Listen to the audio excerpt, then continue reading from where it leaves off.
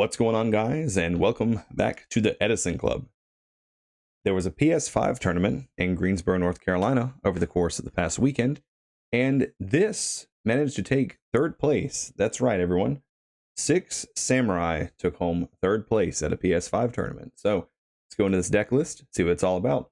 As always, before we get started, please make sure that you like, share, comment, and subscribe. It really just motivates me to keep going, getting better at the game, as well as content creation. So it is really awesome when you guys hit that button. So starting things off, we have 3 Grandmaster of the 6 Samurai, alongside 3 Hand of the 6 Samurai, 1 Spirit, 2 Iroh, 1 Cayman, 1 Yaichi, and triple Zanji rounds off the 14 count monster cards.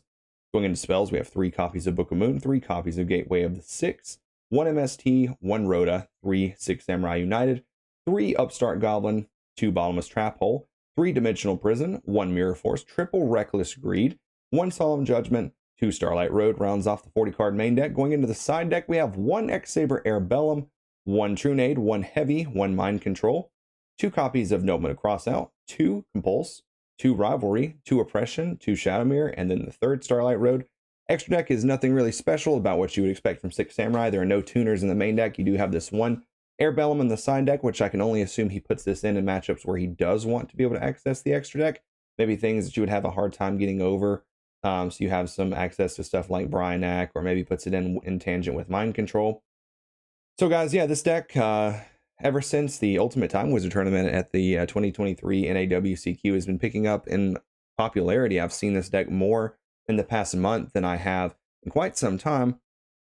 Also, if this gentleman's name rings a bell, you would actually be pleasantly surprised to know that he won a YCS with 6 Samurai back in the day. Obviously, it was post-Edison format, but he definitely knows what he's doing when it comes down to 6 Samurai. I did play against Junior in the last round of Swiss and got absolutely demolished playing Frogs. I actually don't think that Frogs can beat 6 Samurai just because of the pressure that this deck puts up once it gets rolling. Having face-up Gateway with face-up problem cards means that your... I actually just took a Grandmaster out of the deck. Means that your Monarchs are not trading well as they should be, and you're getting put behind on tempo very quickly when you're getting rid of 1 monster, and then they still have counters on Gateway. Especially if you go for, like, if you do try to banish Gateway, then they still have monsters, and he obviously is pretty much maxed out on protection for his 6 Samurai monsters, pretty much guaranteeing them to be able to last until the next turn. You also notice that he chose not to include any of the sweeper spells in his deck. Yeah, he did side deck both. Normally because you don't want to be blowing up your own Gateway, your own Uniteds, stuff like that. And he can put them in when he needs them alongside these Floodgates. Also, Rivalry of the Warlords is a little hard to deal with in Frogs if you get locked.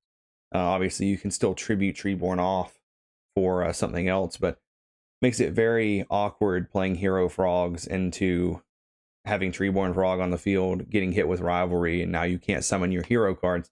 So you also notice in this deck he's playing 3 Upstart and 3 Reckless Greed, just trying to turbo C Gateway, C United, C Grandmaster, and it's pretty sick, especially when you're recklessing into United and Gateway. So like these replace your draw phase anyway, so you're not really going without a draw phase off of this card. So I'd seen him go like Upstart, turn 1, Gateway United, summon a Samurai, summon Grandmaster, get counters, search, draw, set Reckless Greeds, and it just really starts to build up advantage very quickly. I also didn't think about the fact that Hand of the 6 Samurai kind of loops with Grandmaster and Gateway to be able to break dupe lock very easily. You can break dupe lock so easily with this deck. Yeah, so it was really awesome to be able to see this deck actually make it into top cut of a PS5 event. I do believe there were close to 40 players here, so he did clobber some people with 6 Samurai. So I will have the rest of the top 8 finishing deck lists in the coming days for you guys. I just wanted to go ahead and cover this one first because I felt like people would really like to see this. All right, guys, this is Mike from the Edison Club, signing out until the next one.